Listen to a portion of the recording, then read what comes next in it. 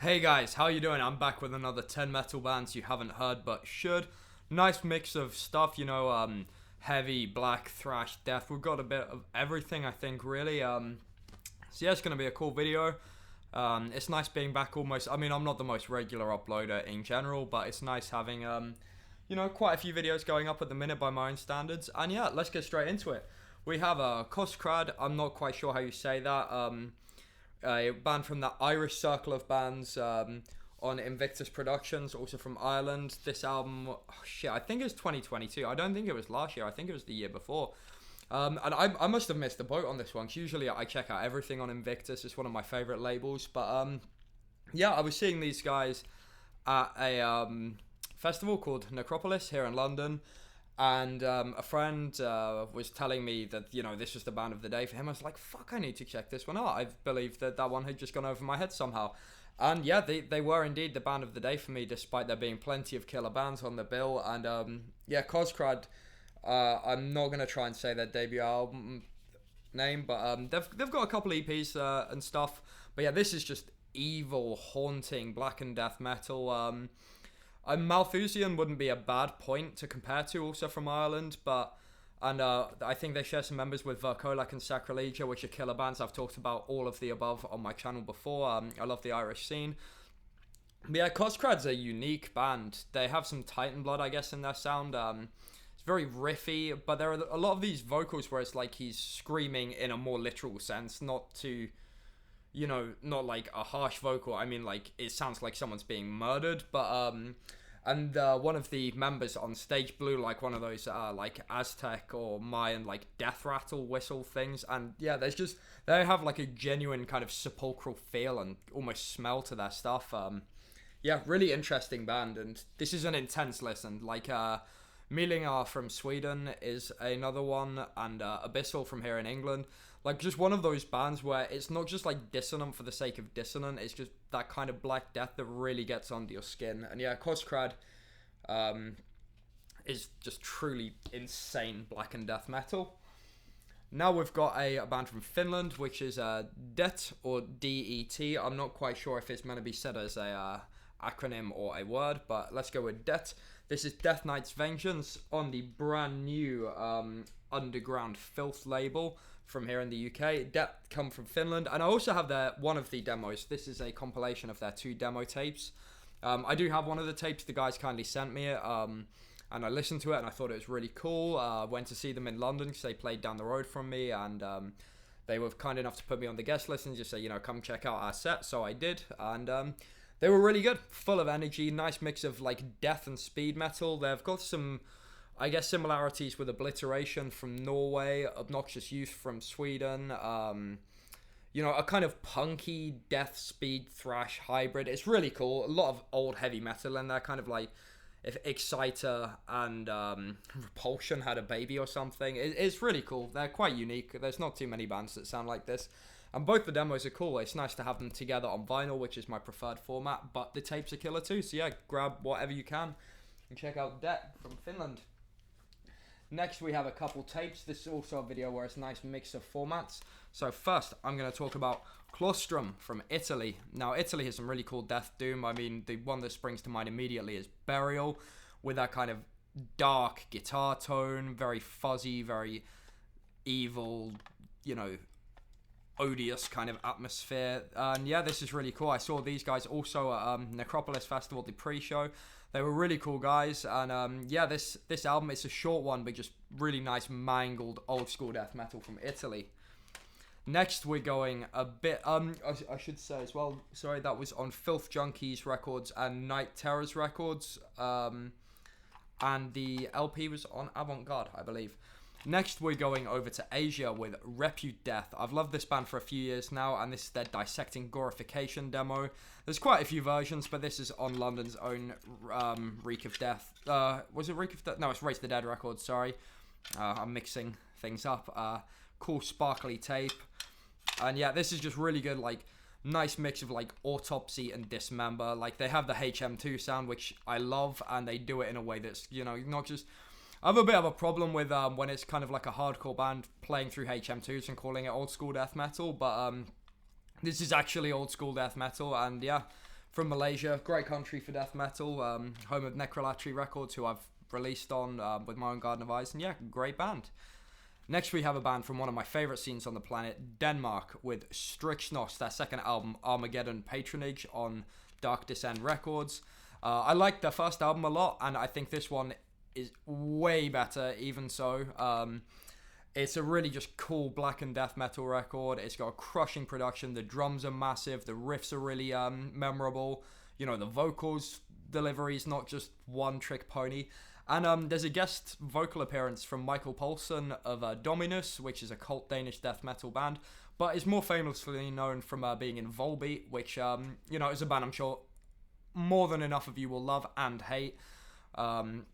Regardless, I think everyone can agree he has quite a haunting voice, and when put in the context of a black death band like Strychnos, sounds so damn good. That's on the song, what's it called? Endless Void Dimension, track 4, I think. And it really does work. So regardless, go into it with an open mind. And yeah, Strychnos, just haunting, evil black and death metal. Really, really impressed with how much of a step up that was between albums as well. That's one of my favorites this year. Now, Chile, a country that I love for their death metal, their thrash metal, and their heavy metal. But today we're going to talk about death metal. We have Uttertomb with their new album, whose name slips my mind, Nebulas of Self-Desecration, on Pulverized Records. There we go.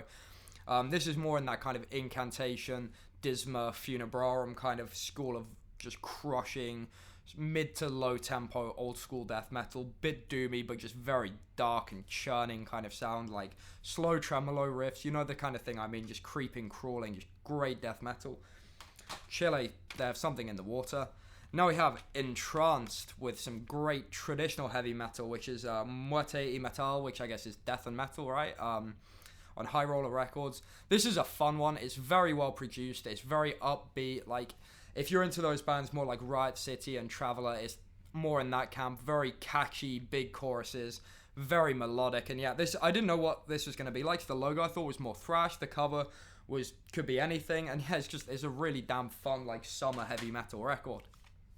Now from Sweden, and more specifically Uppsala, which is one of probably the best districts for death metal. Abysmal wins. These guys do a really nice kind of mix of the more well-known Swedish death metal, the Uppsala sound, which is a bit more influenced by bands like Repulsion, and like more death thrash, like Necrovore kind of thing, and just something a bit almost like punky or thrashy or something in there anyway. It's quite a unique feel to it. It's very raw and crusty sounding, but not like crust punk, if you know what I mean. It's just very stripped back, minimal production. Yeah, very cool one on I Hate Records, also from Sweden.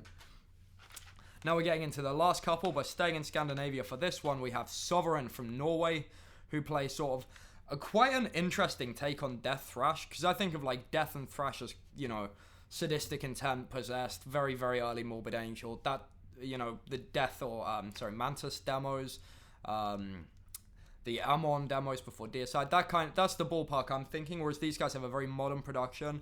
The riffs are great, the drumming's great, the production's great. Now the one thing for me, the vocals sometimes get a bit too close to almost like a crossover kind of style of vocal, which I don't really like, but on the whole I thought this is a very cool album. The Altered Realities on Dark Descent, like, I definitely liked it. That was just the one thing where I was like, you know, if you got in the kind of vocals that a band like Hexorcist has, it would just take it up a notch for me. But, you know, that's my preference. I'm sure plenty of you will adore it how it is.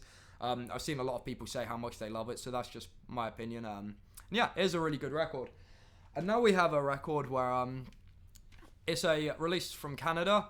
Now, I have mixed opinions on this. I'm talking about it because A, I think a lot of you will love it, and B, I really love things about it, but I just don't love it. And that's the new Atrae Bilis on $20 spin. It's called Homicide, I think you would say that. Now, the first thing I didn't like was the artwork. It's, I believe from reading the credits, a sculpture. It looked almost like a Fear Factory kind of image to me, which just isn't the style I would go for. Again, that's, you know, these videos are my preference. If you love this band, cool. You know, I'm still talking about it because I think there's plenty of you that will. The guitar riffs are a weird mix because some of them are some of the best riffs I've heard, you know, in quite a long time. They have these amazing, dissonant, complex, technical riffs that, you know, remind me of bands like Gorguts in their prime, or, you know, even a bit of Deathspell Omega. And then they have these just really dull, boring riffs now and again, and or like, you know, they'll have these stop-starty, almost like kind of metalcore sounding parts, and I'm like, it's a shame. And it's similarly with the vocals. There are these really great, oppressive sounding vocals, and then he'll just go into almost like a kind of slammy, deathcore-y style of vocal, and I'm just, it's like there's so many walls of things that I don't like in death metal, but at the heart of it is something I really like. And yeah, I genuinely I still haven't decided if I like this album or not. The drumming is really annoying for me because they're so heavily triggered, and, you know, they're just so high in the mix, especially the kick, that it's just, I hate triggered drums. I think triggered drums instantly ruin more or less every release that they're on, with very few exceptions for me, and live even more so. I think I can count on one hand how many bands sound good with live triggered drums. But yeah, I think the mix was an artwork instantly kind of made me go, I'm not gonna like this. And the kind of mix of the vocals, I was a bit like, you know, I can take it or leave it. The good parts and the bad parts are kind of in equal balance. And then the riffs, it was just like, there'd be such a brilliant idea, and I'm like, you know, with the right execution, for me, this could be a superb band and be, you know, rival bands like Ulcerate, but it just doesn't as a result of those things. Also, the bass in the mix, conversely, sounds really killer. You know, it's got those nice, big, clunky, open kind of sound. Love that. So yeah, take what you will of my opinion of that one. I do like it.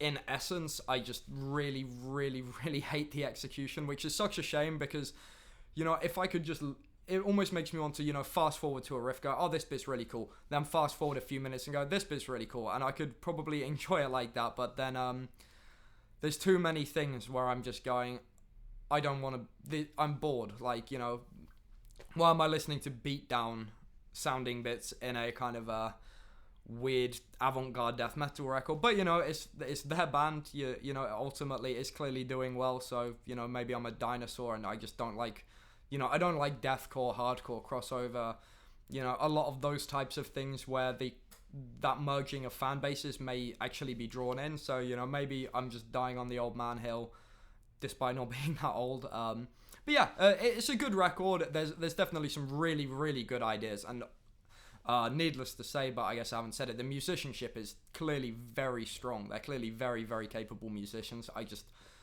didn't favour the direction in which they took it, and that's okay. So yeah, a mixed bag of genres, but I hope you guys have enjoyed this. To not finish on a bit of a downer, I think really that Coscradh album that I talked about at the very start of this video is genuinely one of the best things to come out in the extreme metal universe, probably in the last 10 to 15 years.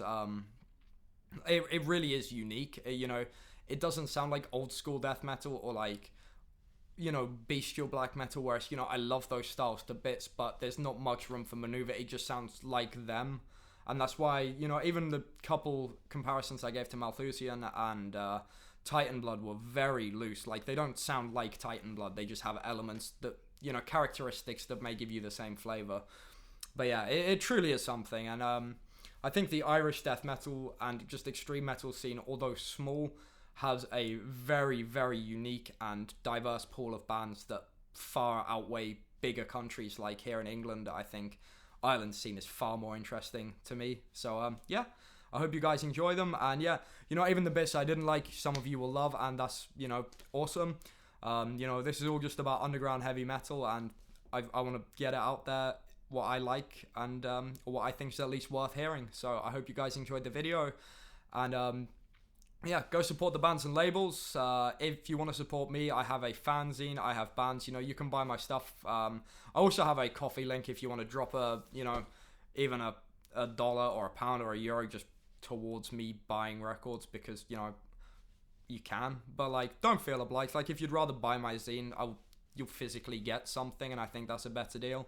Or if you don't have much money and you want to save it for buying these records, please put the bands and labels first, because that's why I do this. And until next time, stay metal.